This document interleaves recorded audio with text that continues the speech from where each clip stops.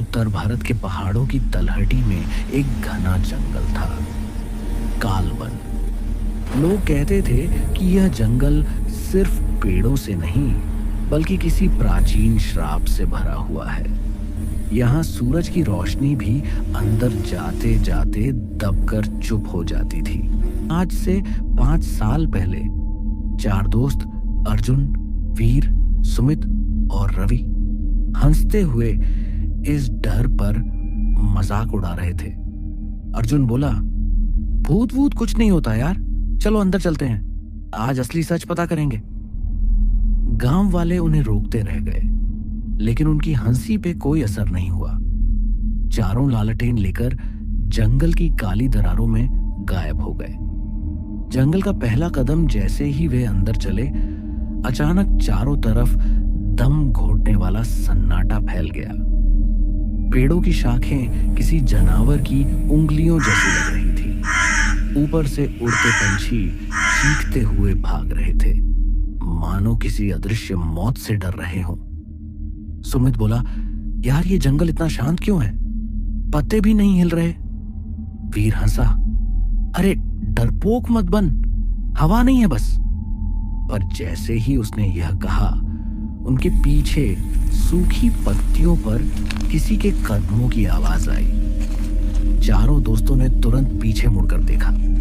कोई नहीं था, लेकिन आवाज धीमे धीमे करीब आ रही थी। अर्जुन चिल्लाया, कौन है वहां? सामने आओ। कोई जवाब नहीं, बस पेड़ों के पीछे से ठंडी सांसों की आवाज। अंधेरे में लाल आंखें। अचानक झाड़ियों के अंदर 2 चमकती लाल आंखें दिखाई दी। ऐसा लग रहा था मानो कोई जानवर नहीं, कोई इंसान उन्हें घूर रहा हो। फिर एक डरावनी आवाज गूंजी, क्यों आए हो? यहां मौत का राज चलता है। रवि डर के मारे कांपते हुए बोला, दोस्तों चलो वापस चलते हैं, यह जगह ठीक नहीं है। पर अब देर हो चुकी थी। लाल आंखें धीरे धीरे नजदीक आ रही थी और उसके साथ दिखाई दे रहा था एक लंबा बिना चेहरे वाला साया, जिसकी उंगलियां किसी हड्डियों के जाल जैसी थीं। अचानक उस साए ने रवि के कंधे को पकड़ लिया और अगले ही पल रवि जमीन से ऊपर उठ गया और उसकी चीख जंगल भर में गूंज उठी, बचाओ!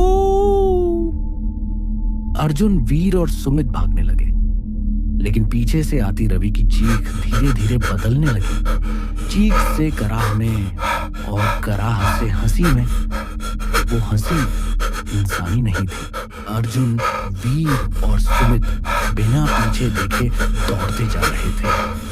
पीछे से रवि की डरावनी हंसी पेड़ों को चीरती हुई उनके कानों में गूंज रही थी। उनकी लालटेनें तेज हवा में बुझ गई और अब अंधेरा उन्हें निगलने जैसा महसूस हो रहा था। अचानक सामने एक पुराना पत्थर का खंडहर मंदिर दिखाई दिया। दरवाजा आधा टूटा हुआ था और ऊपर लिखा था, अंतरात्मा का द्वार, प्रवेश निषिद्ध। सुमित हांफते हुए बोला, शायद हम यहाँ छुप जाएं, वरना हम भी मर जाएंगे। तीनों मंदिर के अंदर भागे। जैसे ही उन्होंने अंदर कदम रखा, दरवाजा खुद को धड़ाम से बंद हो गया। मंदिर के अंदर अजीब सा गंधक जैसा बदबूदार धुआं फैला था। दीवारों पर पुरानी तस्वीरें थीं, आदमी, औरतें, बच्चे, जिनके चेहरे खून से खींचे हुए थे। वीर ने कांपती आवाज में कहा, यह जगह क्या है यार? रवि कहां गया? अचानक मंदिर के बीचों बीच रखी टूटी मूर्ति के पीछे से एक भारी भयानक आवाज गूंजी, जो यहां आता है वापस नहीं जाता। उसी पल मूर्ति के पास जली हुई राख हिलने लगी और राख के ढेर से एक भयानक काला साया उठ खड़ा हुआ। उसका शरीर आधा इंसान जैसा, आधा किसी जले हुए जानवर की तरह था और चेहरा बिल्कुल बिना आंख, बिना नाक, बस पिघली त्वचा। तीनों दोस्त पत्थर बनकर खड़े रह गए।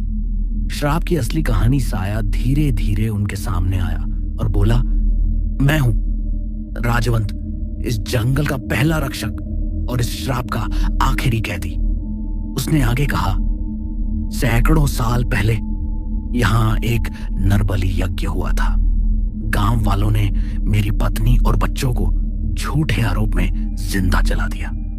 मैंने बदला लेने की कसम खाई, पर मरते समय मैंने यह जंगल श्राप दिया,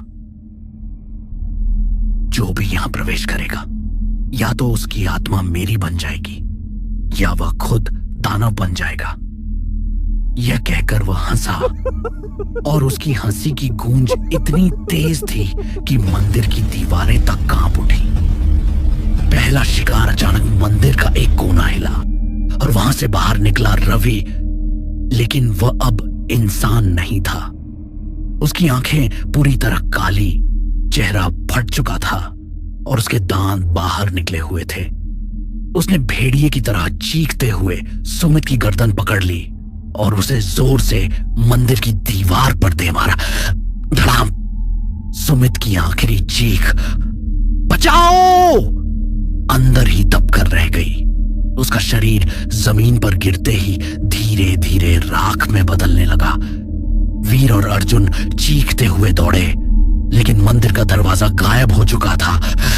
अब उनके सामने बस अंधेरा था और पीछे रवि की राक्षसी हंसी। अब तुम दोनों की बारी है।